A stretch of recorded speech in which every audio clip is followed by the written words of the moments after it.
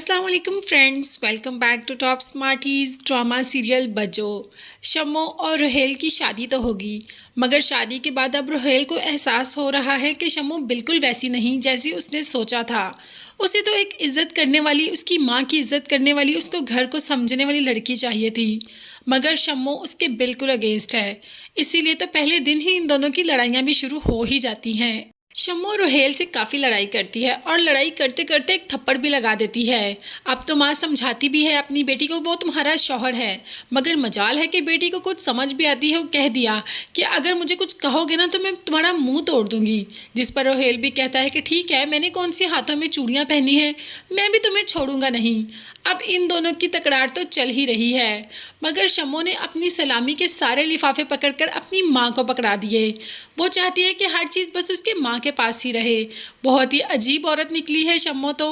मगर यहाँ पर बज्जो है ना, बज्जो कुछ भी अपने घर वालों के साथ गलत तो होने ही नहीं दे सकती।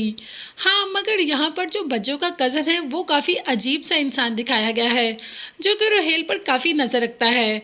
रोहेल जो कि उससे दूर भागने की कोशिश करता है, मगर फिर भी वो कहीं ना कहीं से उसको पकड़ ही लेता है। बज्जो दूर से जैसे ही देखती है कि शम्मो सारे के सारे सलामी के लिफाफे अपनी माँ को पकड़ा रही है, तो जाते ही वो सारे लिफाफे छीन लेती है और कहती है कि ए बहन, तो हमारे घर का पैसा अपनी माँ को क्यों पकड़ा रही है? तुम भी चोरनी और तुम्हारी माँ भी चोरनी। अब मेरे घर का पैसा आगे पीछे नहीं जाएगा, और मुन्नी हाला, आपको तो मैं छोड़ूंगी नहीं अगर मेरे घर का कोई भी पैसा लेकर इधर से उधर हुई तुम तो। ये लिफाफा अब सारे मेरे पास ही रहेंगे, तुम लोगों का कोई हक नहीं इन लिफाफों पर।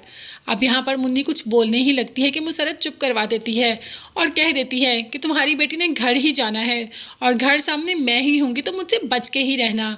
शम्मो वैसे बच्चों से थोड़ा डर ही जाती है।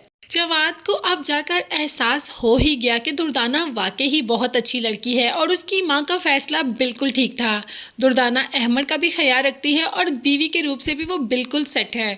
अब यहाँ पर जवाद चाहता है कि दुर्दाना के साथ अपना रिश्ता ठीक कर ले, मगर अब दुर्दाना थोड़ा एटीट्यूड तो ज़रूर दिखाएगी। जवाद के कहने पर बात नहीं सुनती और वहाँ से चली जाती है। जवाद जो कि बाहर जाता है तो फ़ौरन से पहले कॉल आ जाती है।